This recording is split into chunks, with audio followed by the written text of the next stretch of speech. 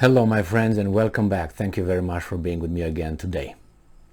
China warns the United States of America again, and we'll see if this is more serious than the first warning. And the first warning was before Nancy Pelosi, the Speaker of the House of the Representatives, US Speaker of the House, visited Taipei against the Beijing's advice, and they were very upset about it. They didn't do anything about it during it, just a little bit of maneuvers with their military. And then after she left, they just went around Taiwan and encircled it and used some boats, some airplanes, some this and that, and created some waves so the people in Taiwan could enjoy the waves coming from the ocean and do some surfing or something. That's about it. And then they just withdrew from some organizations, which I think bit United States to a certain extent, because they were a little bit concerned about it. So this article comes from Time, and I found it in many other news outlets, and it's from today, August 17th, 2022. China warns the US against sailing warships through the Taiwan Strait. So they basically impose a no passage zone to the United States of America. I think they will do something about it. Let's see what they said they will do. And this is it. China called on the US to refrain from sailing naval vessels through the Taiwan Strait, saying Beijing would take further action in the wake of House Speaker Nancy Pelosi's visit to Taipei. China's ambassador to Washington, Qi Gang, said said Tuesday that China viewed such Taiwan transits as an escalation by the US and an effort to support the quote-unquote separatist government in Taipei. He delivered the warning after Senator Edward Markey, a Massachusetts Democrat, wrapped up the second trip to the island in less than 2 weeks by a U.S. congressional delegation. And I'm quoting, "The U.S. side has done too much and going too far in this region," Key said in response to a question about potential naval patrols. And I'm quoting again, "I do call on our American colleagues to refrain, to exercise restraint, not to do anything to escalate the tension. So, if there's any more damaging China's territorial integrity and sovereignty, so China will respond." China will respond 2 times. So they said the same thing last time, and is damaging China's territorial integrity and sovereignty. That means they kind of like, I'm going to use some naughty example, is someone is a little bit, like when you have a rapist and a victim, and attacks, let's have a male and a female, and he penetrated the female, but just a little bit. It's okay, it seems here. Just a little bit is okay, according to this guy, because if you move, there's any moves damaging integrity and sovereignty, all right. Any moves damaging, well, I hope there's no damaging anything, so don't go through the to the whole thing. So as of now, it seems like it's sovereignty, because territorial integrity and sovereignty was already a little bit moved in, because obviously they think, right, that Taiwan is part of, Taiwan, but the government from Taipei obviously thinks that the Beijing thinks that that's theirs, that's their territory. So that was already violated once or numerous times, and I would tell them not to go to the Strait of. We'll find out. What are you going to do about it? I'm waiting.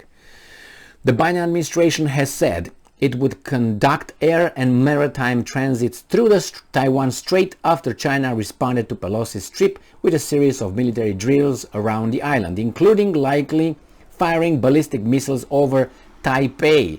The US has long held that such transits, like congressional visits, are consistent with its One China policy not to formally recognize the democratically elected government in Taipei. Over there it's a piece of thing, as it's mine, but you can come and do whatever you want in my room. It's like, this is my house, and you come and have a party in I don't know, the other room whenever you want. What is this? That means it's not my. And I protest. I warn you. I either do something or I don't do. And obviously you don't, because they keep doing it. So the Navy has conducted an average of about 9 trips annually through the strait over past decade, according to data compiled by Bloomberg. Far fewer than the 100 navigations Keane said the US makes every year. Oh, he just raped you 10 times a year, not 100 times a year. Does it matter? 1 is too much. So what are you talking about? So they're arguing that, hey, 100 is not true. It was only 10 times. My God. The most recent known trip came July 19, when the destroyer, the USS Benfold, sailed through the waterway. Similarly, Pelosi was only the most senior elected official to visit Taiwan. Now, it says here that the Biden administration shouldn't undermine China's resolve on the issue of U.S. congressional visit to Taiwan, Kim said, rejecting White House's arguments that lawmakers could act independently. He added that such trips violate the agreements underpinning U.S.-China relations. And this is very important what he says here. I'm quoting, "Congress is part of the government of the U.S. It's not an independent, uncontrollable branch," Kim said, which is right. "Congress is obliged to abide by the foreign policy of the United States.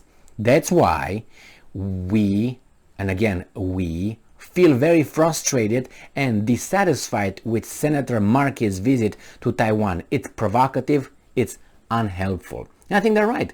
That's why I said those senators cannot go to Taiwan if the State Department tells them no. They can prevent them from going over there whenever they want. But they obviously didn't say no. They said, yeah, go. All right, so it says that separately, a bipartisan group of Japanese lawmakers planned, these guys are you gotta go too now. We're gonna provoke these guys. We're about to do another Ukraine here. Yes, so let's go. This is what they try to do. They try to do something like this, it seems like. So they're gonna visit Taiwan next week. Kyodo News reported Tuesday, citing people familiar with the matter. Okay.